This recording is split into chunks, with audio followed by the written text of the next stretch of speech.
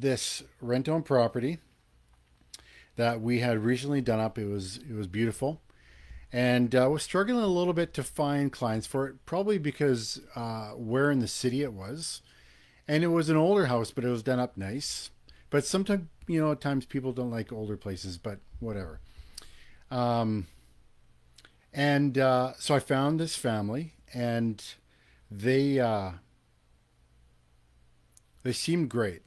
They seemed great, and I went through all the process, did all my due diligence. There's a couple red flags for me that I noticed, but I didn't put a lot of attention to. Okay, so one of them was I got into their house. I always like to get into my tenants' homes where they currently live, and I wasn't very pleased with how they live. Very messy.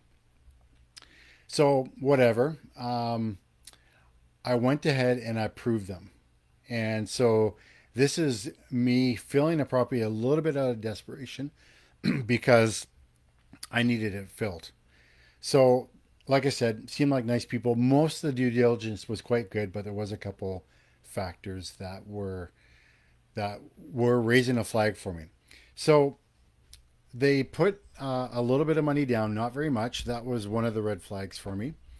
The second red flag was, I always have my tenants pay for their first month rent before they get the keys, right? Or at the time they get the keys. So these guys are like, oh man, I can't even remember what their excuses were, but it was along the lines of my employer's holding my funds or something. I can't even remember what the story was, but so I was like, oh, this is not good.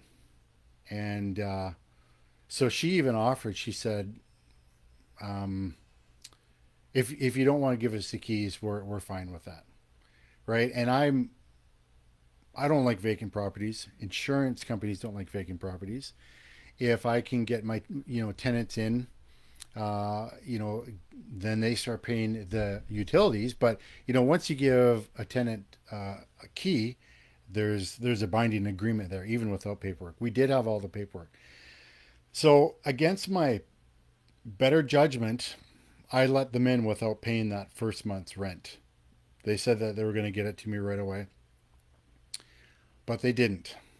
And it was an ongoing frustration. Having to chase after tenants for money is a real pain, and that's what happened with these people. They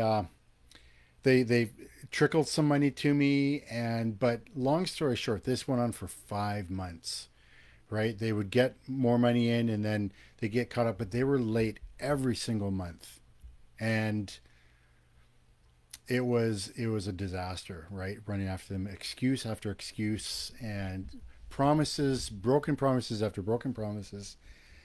And so started the eviction process, which can take a while to get them out. Finally got them out, and they cost me thousands of dollars of unpaid rent and thousands of dollars of excessive wear and tear in 5 months.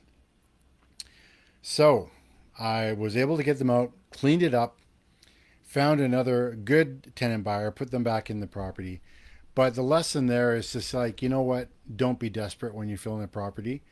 Uh, Take active note of your red flags that you've noted, of your gut feelings. And for me, that was probably one of the first times that happened to me, and I'm happy to say one of the last. But I learned a lot from it. So learn from me. Don't don't do that.